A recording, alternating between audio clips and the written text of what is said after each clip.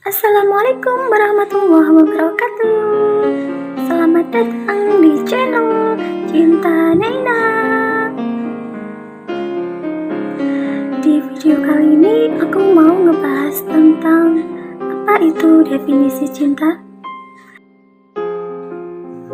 Diambil dari sebuah buku yang berjudul Secawan Anggur Cinta. Lalu, apa itu definisi cinta? Sebelum kita ke videonya, yang belum subscribe channel aku, subscribe dulu ya. Terima kasih.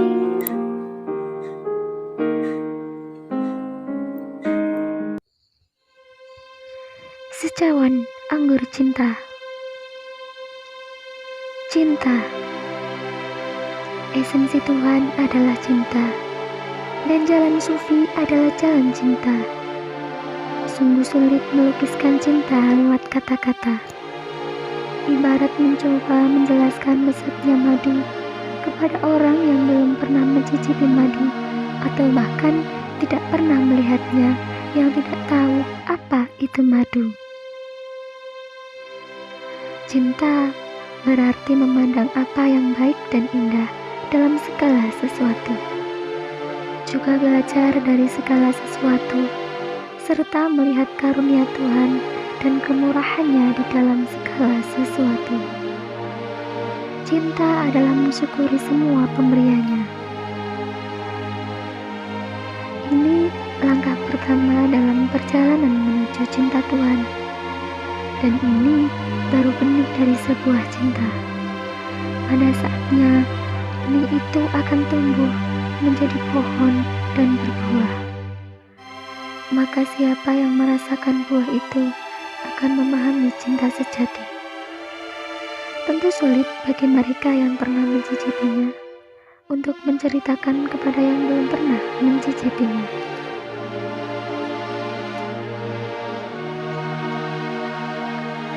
Cinta adalah sebuah penderitaan unik yang menyenangkan.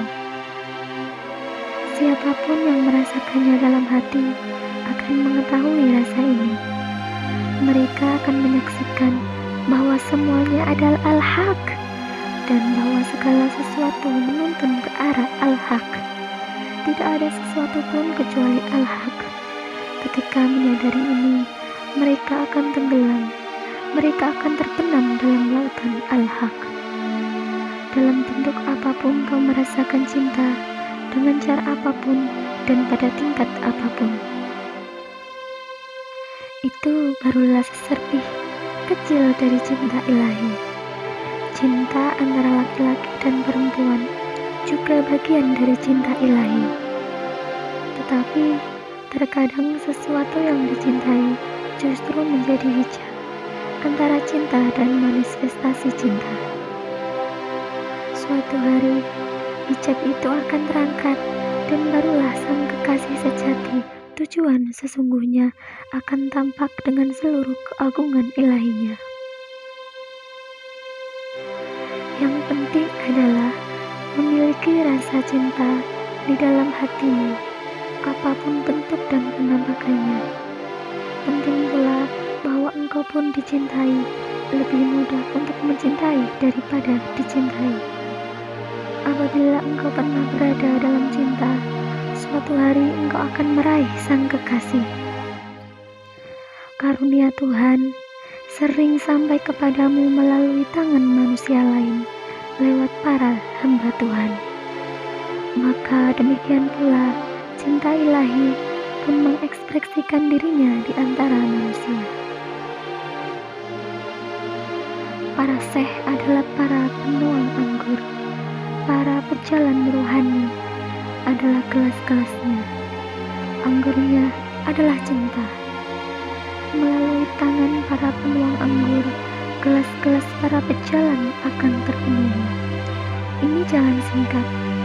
Cinta bisa saja diberikan kepada seseorang melalui tangan orang lain.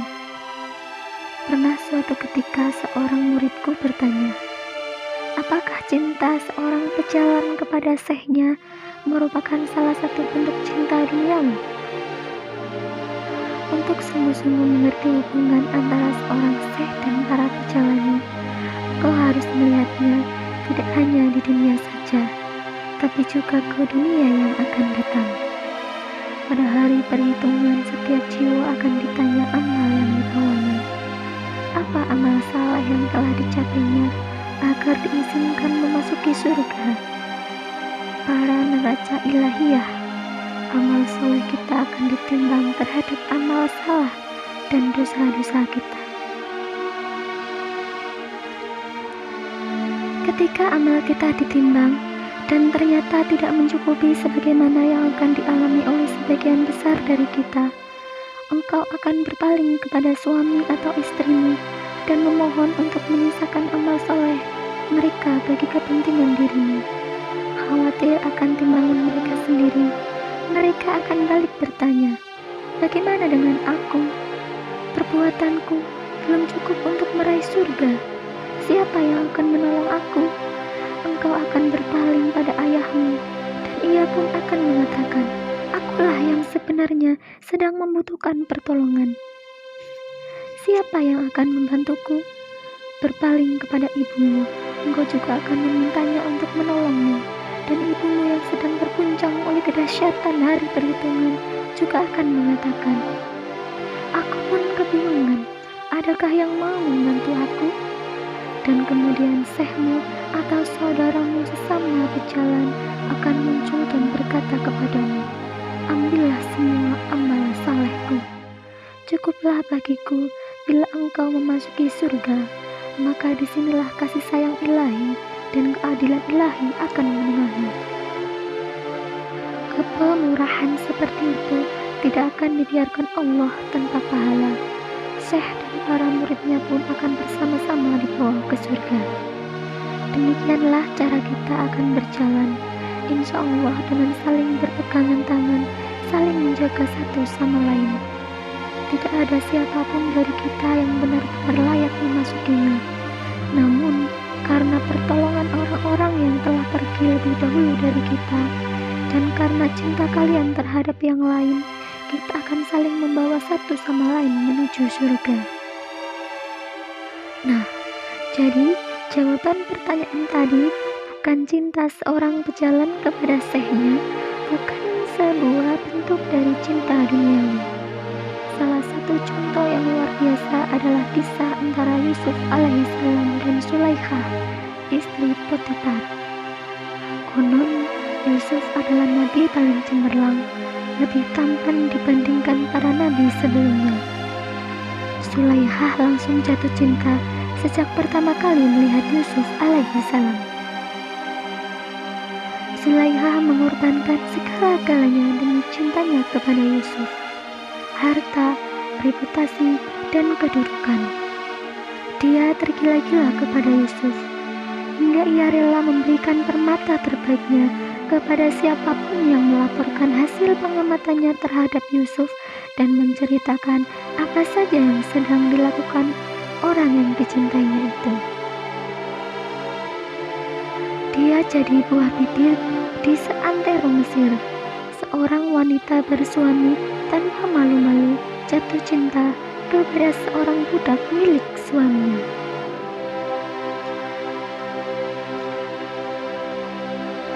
Pada peristiwa ini, ada sebuah kebenaran yang dalam.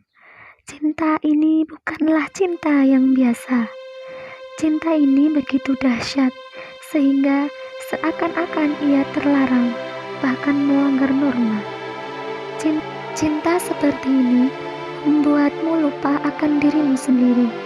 Ia bisa membawamu melampaui kebiasaan maupun batas-batas sosial yang berlaku di masyarakat. Ia bisa membawamu kepada kebenaran. Ketika mendengar bahwa seluruh wanita bangsawan suka mengunjunginya, Sulaikha membalas mereka. Ia mengundang teman-temannya untuk datang bersantap siang. Sebagian hidangan penutup, ia hidangkan buah-buahan segar lengkap dengan pisau tajam untuk mengupas dan memotong buahnya. Kemudian ia memanggil Yusuf. Seketika, semua wanita di ruangan itu disambar oleh pesona ketampanan Yusuf. begitu terpukau hingga mereka benar-benar lupa dengan buah yang dipotong dengan tangan mereka.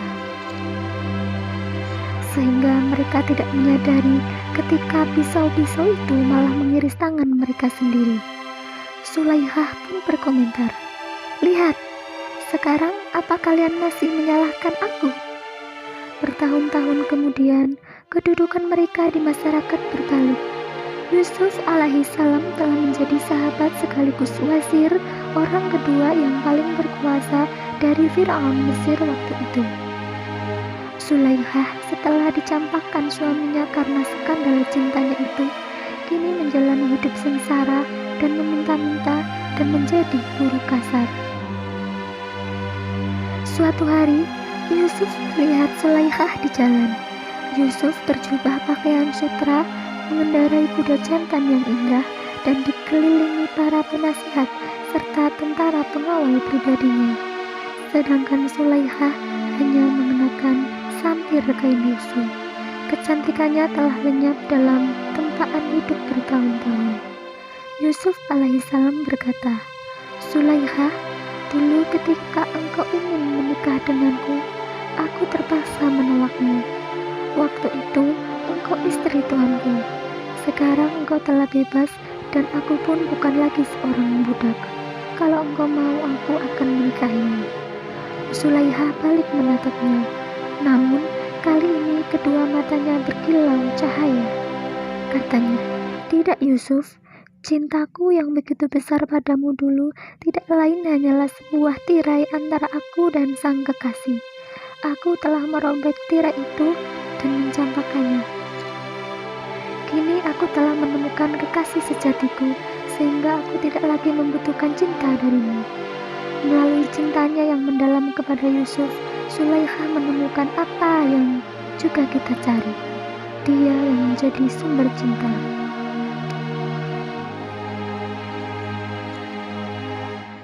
Di kota Istanbul, berdiri sebuah masjid indah bernama Masjid Bayezid. Sejak masa-masa awal pembangunannya, banyak syekh dan para muridnya hadir mendampingi prosesnya.